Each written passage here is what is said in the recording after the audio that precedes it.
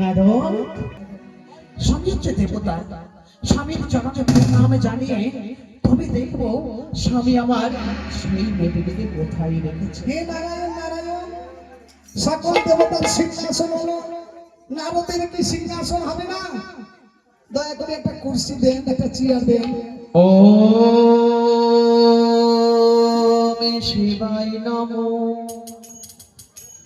ওম শিবায় নমো, ওম শিবায় নমো। স্বাগতমহাভাগ প্রিয়ঙ্গি গণবজ কৈলাসধামে আগমন করব।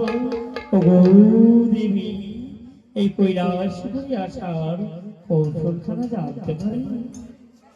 মহিষা অম্বিকা, এক এক করে ৩৩ কোটি দেবতা এই দেবী সবাই এসেছে, হ্যাঁ কি নয়? সকলকে নিমন্ত্রণ করেছ।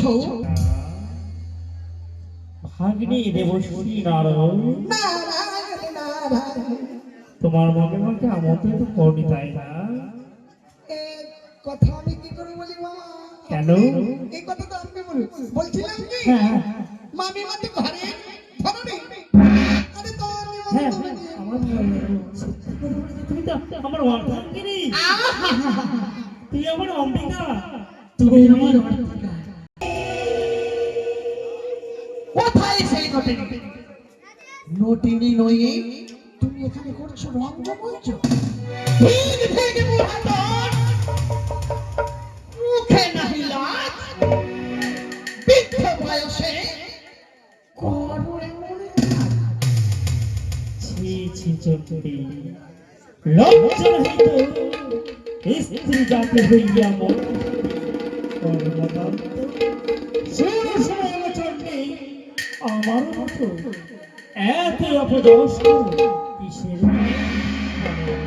বড় নারী হইয়া তুমি বড় পদাঘাত, দেবতা সমাজে তুমি রাখিলে ধাক্কা।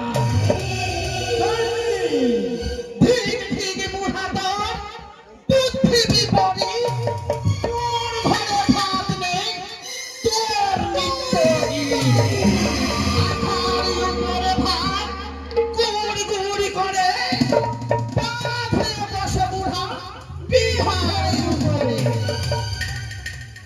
সকল ভাত বেড়ে দিই থালার উপরে, নিশার ভরে ভাত খাও পেট বাহির করে।